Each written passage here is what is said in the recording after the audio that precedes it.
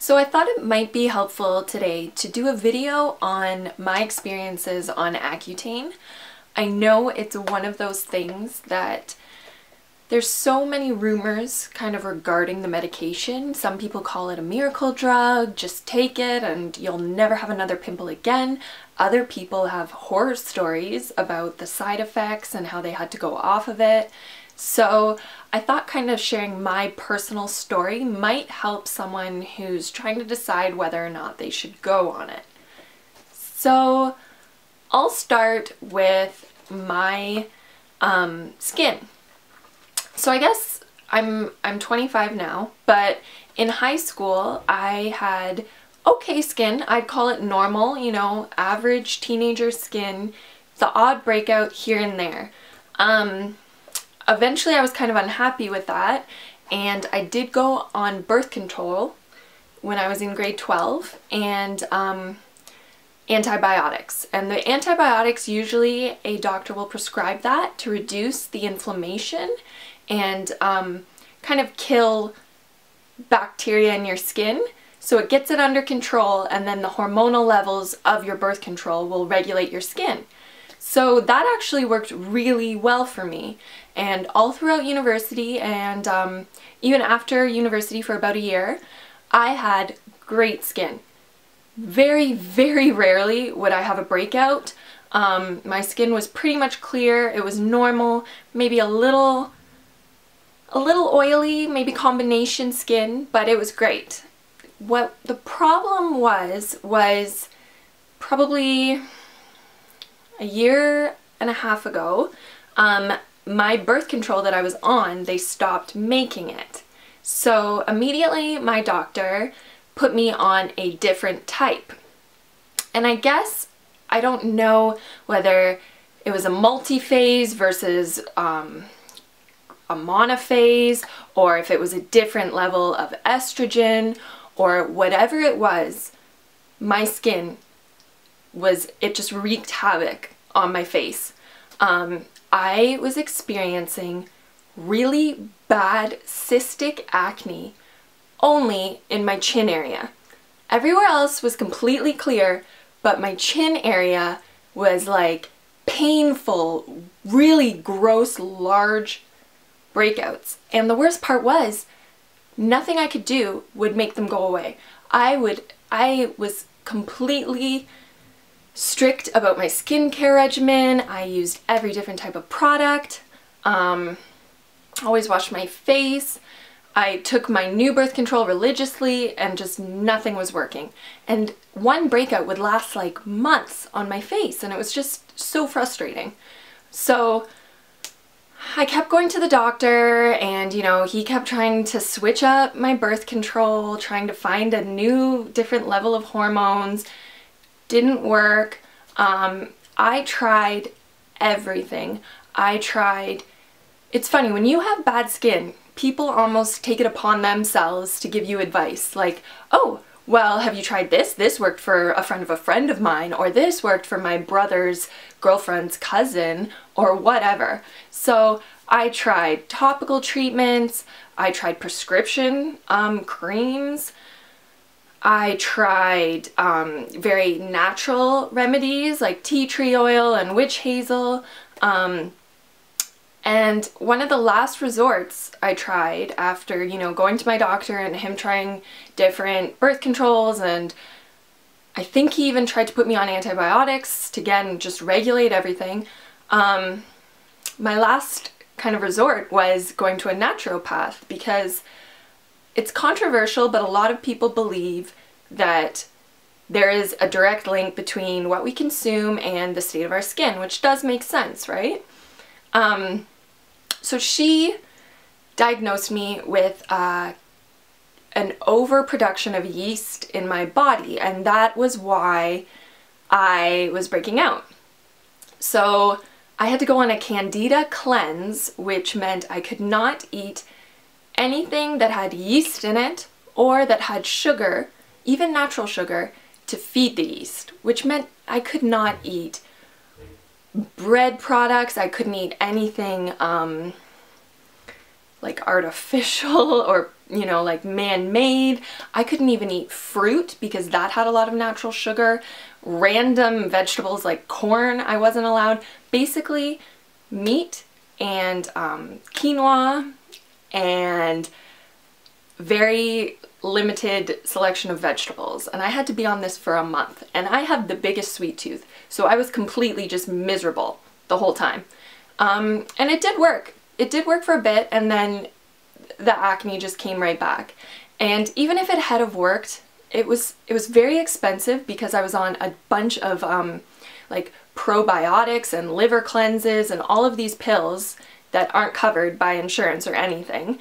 And she didn't want me on birth control, which wasn't very conducive to my lifestyle, and it was not a proper solution for me. It was just something that couldn't be long term.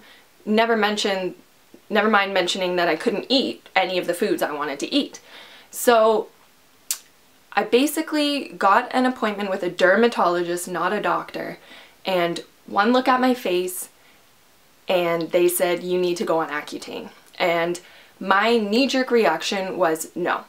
I am not going on it. I have heard the worst stories. That is one scary drug, and I don't want to put my body through that. And my dermatologist was great. He sat down with me and went over every single fear I had. So one of my fears was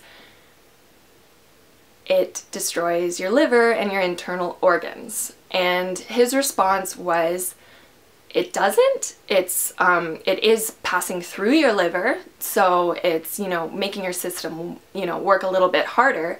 The only time there are liver damages, like there are examples of liver damage, is when someone drinks copious amounts of alcohol while on Accutane, or when they're, you know, not paying attention to what they're not allowed to be on, like certain aspirins, even cold medicine, things like that, that are also going through your liver. So you just have to be wary of that. But he said alone by itself, it is not dangerous. And what they do is you have to take a blood test every single month, and they monitor every single level of all of your kind of like body statistics, and if they even sense that there's stress on a certain part of your body, you go off of it right away. So that made me feel good because I knew that I was going to be monitored, that there would be no room for kind of just all of this damage at the end of it that I didn't even know was happening. One of the main things with Accutane is you have to sign a consent form if you become pregnant while on the drug, that you will abort your child no matter what, because while on Accutane, that is the #1 for sure 100% certain side effect. Your kid will be severely, severely deformed. So, you know, I don't want to get into detail, but that wasn't really an issue for me, so that I wasn't worried about. The other thing that I had heard in the media was depression. Accutane really causes severe mood swings and depression, and I was worried about that. And he said that there is no definitive proof that Accutane and, you know, mental illness are linked. He said there was a high-profile case in the United States where a senator's son committed suicide while on Accutane, and that kind of started up conjecture about it. But what you have to keep in mind is, who are most of the people dealing with acne? It's teenagers. Who has kind of the highest rate of mental illness or depression, especially when you're in high school? It's teenagers. So the demographics are very similar when it comes to that. So that's why maybe there is an increased kind of report of people with depression that are on Accutane. And again, it was one of those things where you just have to be cognizant and aware of your own emotions, and, you know, if there are things going through your life and there's a reason why you're upset, then that's one thing. But if you are happy about life and you go on Accutane and suddenly you're not, then you know to go off of it. So it's once again just being aware about your body. So I thought of, you know, the pros and the cons, and just the fact that I was worried I would never find a solution to my skin, and I would always be unhappy with it. I would always be waking up morning after morning not knowing what I was going to be met with in the mirror, and I didn't want to do that. And I thought, this is it, I'm going to do it. So I was prescribed Accutane, and I was on 60 milligrams of it. The brand I was on is Claris, I guess was the brand name of it. And you have to take the 60 milligrams every single day. It doesn't matter if it's the same time. It's not like birth control or anything like that where it will be ineffective if you don't take it at the same time every day. In fact, Accutane is kind of a relative of vitamin A. It's an isoretinoid. So it's just about getting a certain lump sum in your body. You can't take it all at once or else you die, so you have to kind of like spread it out.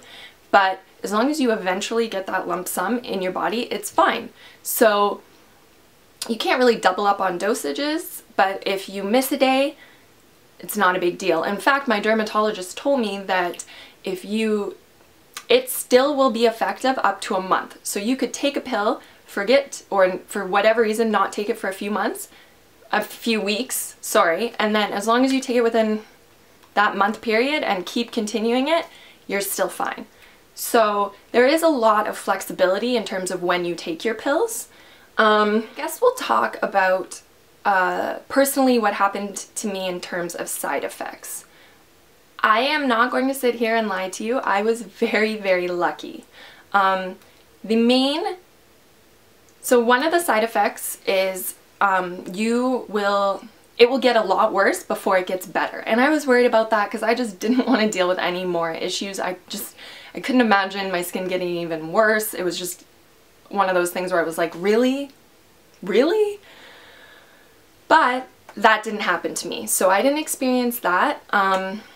The other thing, which happens to everyone, is dryness. Now, there are varying degrees for different people in terms of the dryness. It could vary to, you know, you just need to put on a little bit of more moisturizer than usual and you're fine, to painful discomfort, like your mouth cracks so far up that you have to stop taking it, like that kind of dryness. So I, on the scale, was more to, I mean, you could tell your skin is a little more tight than usual, but it wasn't anything you couldn't deal with. I used pure argan oil as my moisturizer at night, and I found that worked fine. I used pure vitamin E oil on my lips at night. That was probably one of the most annoying things. I always had chapped lips, and I never have chapped lips, so that was annoying because you couldn't really wear lipstick or anything like that, but that is such a small price to pay for having clear skin. So that wasn't an issue. So yeah, I mean, other side effects that aren't as common is hair loss, which I was very, very nervous about because I already have thin hair to begin with and I didn't want to lose more of it, but I didn't notice anything. Tendinitis, or kind of muscle and joint soreness, is another common thing, just because it is zapping out all of the oils in your body, and that includes like joint lubrication and everything. So I mean, I exercise on a fairly regular basis, so I was worried that might be a problem, but I didn't really notice anything. There was 1 or 2 times that maybe I felt kind of as if I had a body of an old person. Like it felt like creaky and hard to move, but that only was a day or 2 within the whole 4 months that I was taking it. So that was fine.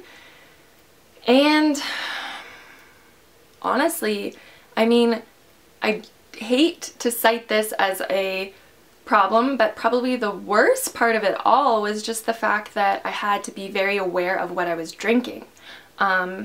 I'm by no means an alcoholic or anything like that, but you know, when I'm out with my friends, I want to have a few drinks, I want to have a good time, and you cannot do that while you're on Accutane. My doctor told me probably the most I could get away with was a glass or two of wine every other day or twice a week type of thing. So I was on Accutane last summer, and it was hard. It was very hard in social settings because, first of all, you can't be out in the sun while you're on Accutane. You have to make sure you're wearing high SPF, or else you might get rashes, you might get skin irritation.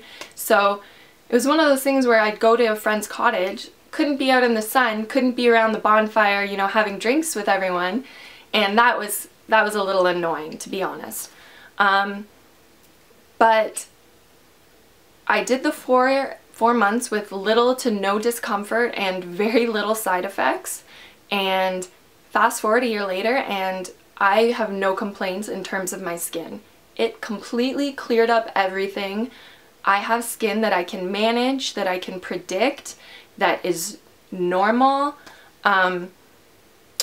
The only time I will get a breakout is if, you know, I'm being really bad about my skincare and haven't, you know, washed my makeup off for a day or two because I've been, you know, with friends or whatever. And that's, I mean, that's an obvious thing, right? Like if I wash my face and I moisturize and stuff, I never ever get a breakout. And I cannot say enough about how happy I am that I did do it, because it's scary.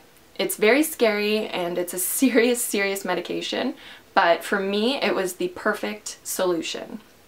But in terms of you personally, I think it affects everyone differently, and you won't know until you actually go on it. But as long as you're aware and you're, you know, in communication with your doctor and taking regular blood tests, and the minute you sense something is different about your body that you're uncomfortable with, you stop. There is no reason why it couldn't be the right solution for you. The only thing I would suggest, however, is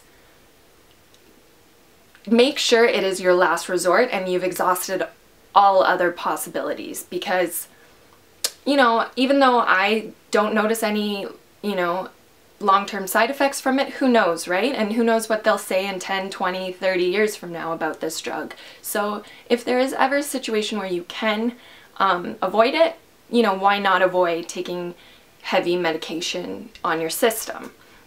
But it was great for me, and I'm so happy I did it, and I really hope that this video helped some of you guys.